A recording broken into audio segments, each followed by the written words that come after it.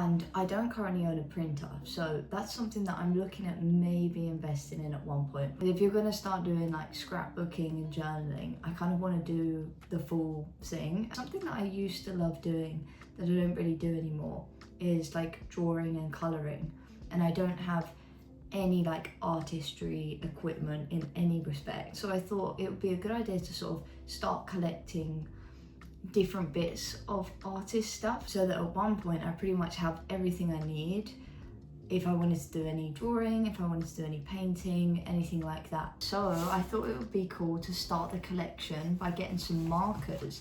I'm fairly sure that these are alcohol markers, and there is 80 colours in here. I thought if I was going to start a collection, then I need to do it properly. So we have pretty much every colour that you could imagine in here. These are really exciting. I'm envisioning at one point maybe getting some sort of shelving unit that has each of the pens like lined up, so that on my future desk it would have like almost like every pen colour that you can use to choose from. Now what I thought was really cool about these, I haven't used them yet, is that they have two different tips. They have a fine tip and a broad tip on each of them, so that you have an option of which ones you want to use. Now, I was watching a TikTok of this girl talking about alcohol markers, so that's what I went with for these.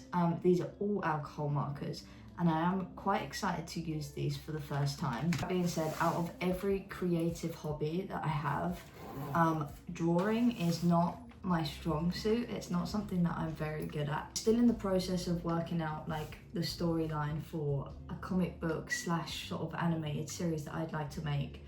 I think I'm going to initially start it as a comic book series and a book, so that I almost have them both released at the same time. This could take years in the works though, because the planning phase for it is already taking me a really long time, and I'm trying to be like very intricate with writing each of the details of like all of the characters. But I love the idea that I've got. I just want to kind of extend it into being like a wider universe. I think it's really helpful with if you're trying to create something, to almost be able to like visualize it.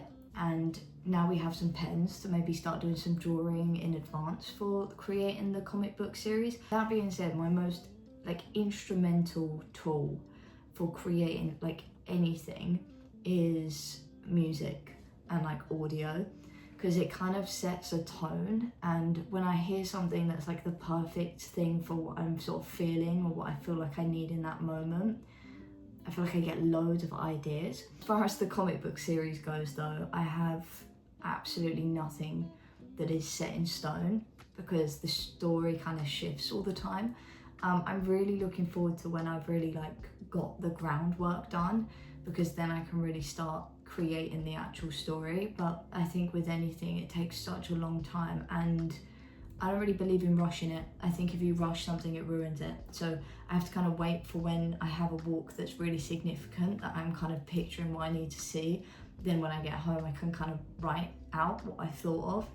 So we're very early, but hopefully at one point in this channel, that'd be nice to reference like this video, is I really want to have that comic book series released and hopefully turn it into a series or some sort of anime.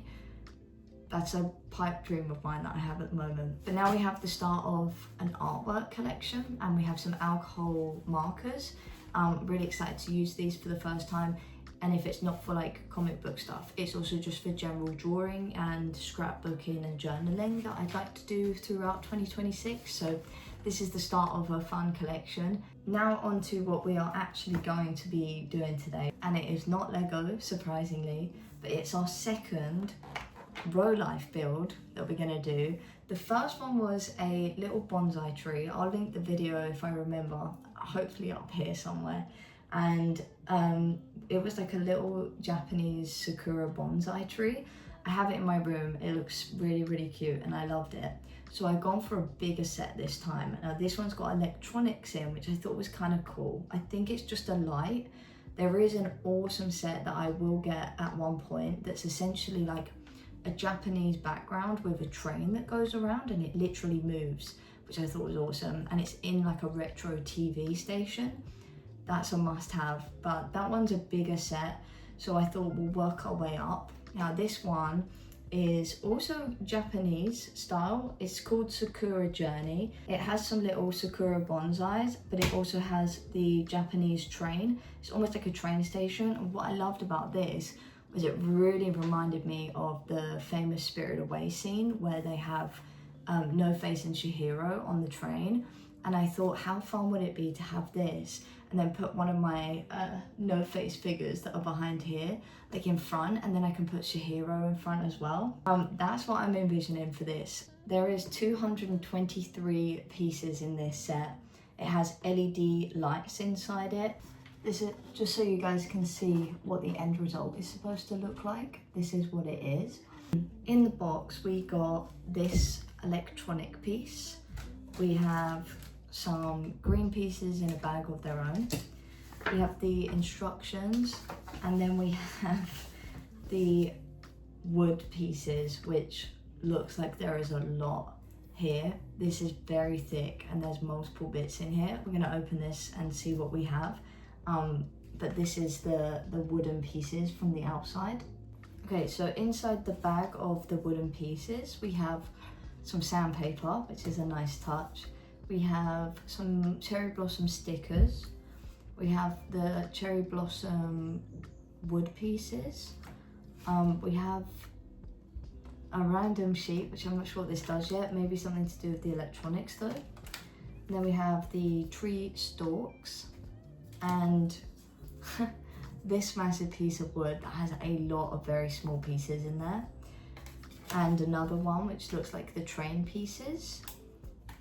And another one which also looks like train pieces. And another one which could be like the base of the platform.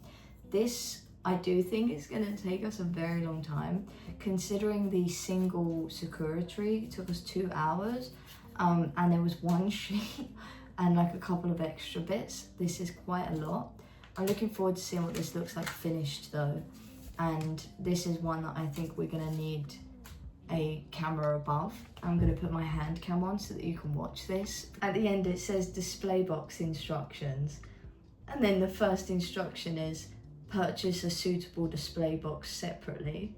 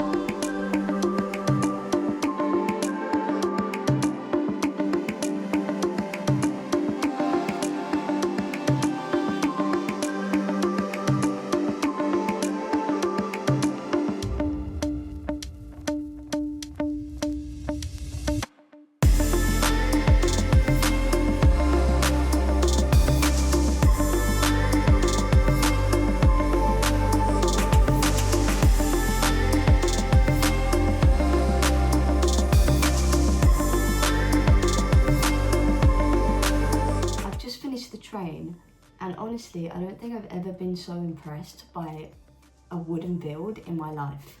Like, this has been incredible. It is so intricately detailed. It has taken me over 2 hours to just build this on its own. It's been a really long time, but I was so impressed with some of like the elements of it. When you're building it, you're like so confused about how it's gonna end up looking like it does. But even like the inside has got about 6 or 7 little people in. You have a person who's driving the train as well. The electronics are inside and connected to the roof. But one of the things that impressed me a lot about this is just the amount of layers. Like, each of the layers, like even the windows have got actual windows in. It's got like a piece of film that makes it look like real windows with stickers on it.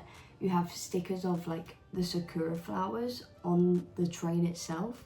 You have all of the mechanics that will join up when we finish on the top, and it genuinely just looks so good when it's put together, even up close. I was really impressed with the individual Sakura tree that we built. This is 10 times better.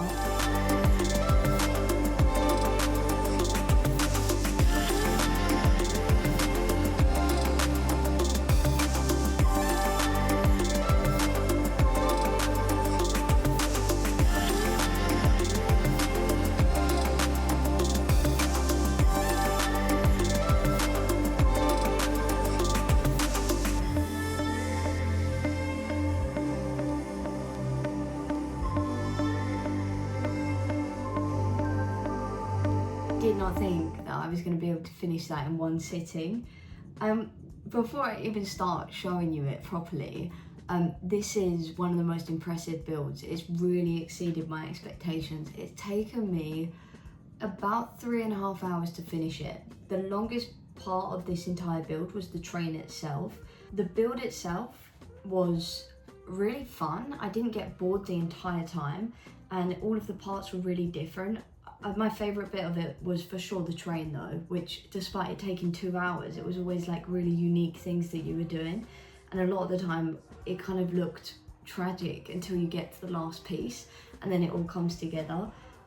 It was just a really fun build, and every time I thought I was like basically finished, I got to add like a new detail. It's actually really complex and intricate. I'm so impressed about the entirety of this is built literally just of wood. There is no glue involved.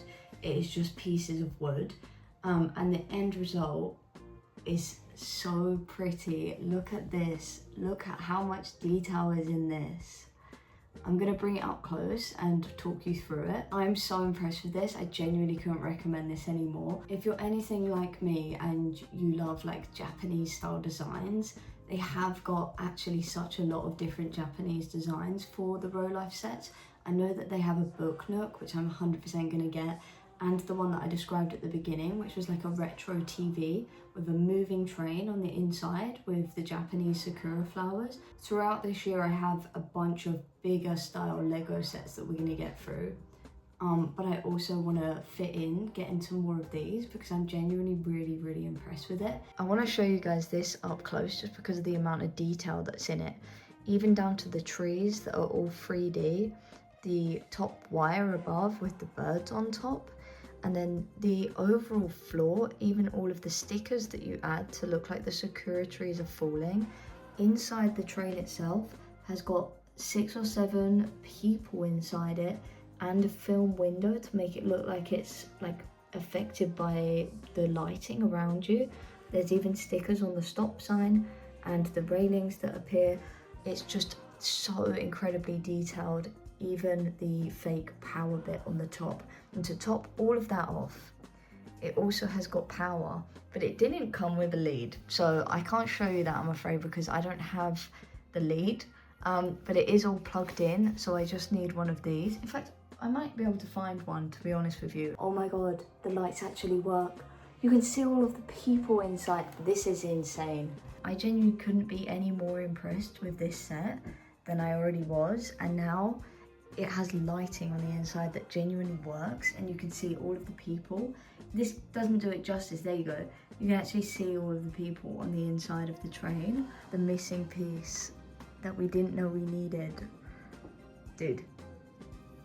This might be the most exciting thing that we have built to date. Genuinely, this is like surpassing every single Lego set right now that I've ever done in terms of just the overall cost, the value for money, the build, the way that it looks, the fact that No Face even fits in there and he didn't even come with the set.